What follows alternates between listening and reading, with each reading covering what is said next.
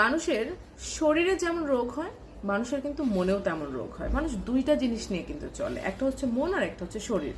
এবং খেয়াল করে দেখবেন একটা অন্যটার সাথে ওতপ্রোতভাবে জড়িত।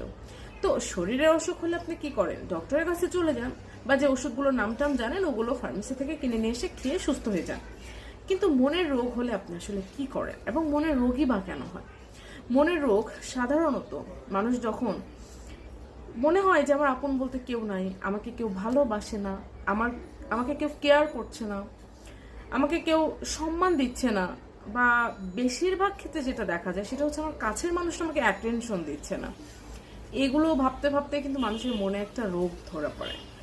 এই রোগটা খুব কঠিনও না, আবার খুব সহজও না। এটাকে যদি আপনি বাড়তে দেন তাহলে খেয়াল করে দেখবেন এটা খুব কঠিন হয়ে যাচ্ছে, একেবারে খুব বাজে অবস্থায় আপনাকে নিয়ে যাচ্ছে। আবার এটাকে যদি একটু ভালোবাসা দিয়ে লাগাম টেনে ধরেন, দেখবেন এই রোগটাই ঘন্টা খানেকের মধ্যে ঠিক হয়ে যাচ্ছে।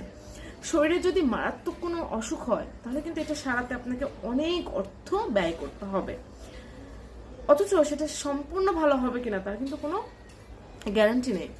কিন্তু মনের রোগ, সেটা হচ্ছে আপনি যদি একবার সারিয়ে তুলতে পারেন, এটা সম্পূর্ণ ভেতর থেকে কিন্তু একদম পরিচ্ছন্ন হয়ে যাওয়ার সম্ভাবনা রয়েছে।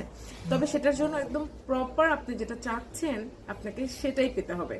যেমন আপনি মনে হতে পারে আমার হাজব্যান্ড আমাকে অনেক দিন যাবত আমাকে ঠিকঠাক মতো কেয়ার করছে না, যত্ন নিচ্ছে না, তাই তো মেয়েরা তো এরকম পছন্দ করে। আবার অনেক হাজব্যান্ডরা দেখবেন খিটমিট খিটমিট করতে থাকে।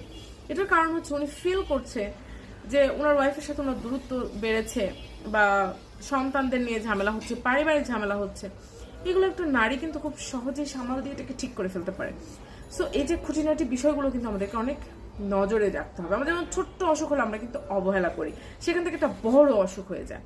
ঠিক অনুরূপভাবে ছোট ছোট মন খারাপ আমাদের ছোট ছোট মানে কাজের মাধ্যমে সেটাকে আমরা ঠিক করে ফেলবো। আর সেটা যদি আমরা না করতে পারি তাহলে একবার ছোট মন খারাপ থেকে জিদ হবে, অভিমান হবে, একটা সময় ওখান থেকে আপনি বেরিয়ে আসতে চাবেন, এবং এটার জন্য কিন্তু অনেক বড় বড় দুর্ঘটনা ঘটে যায় লাইফে।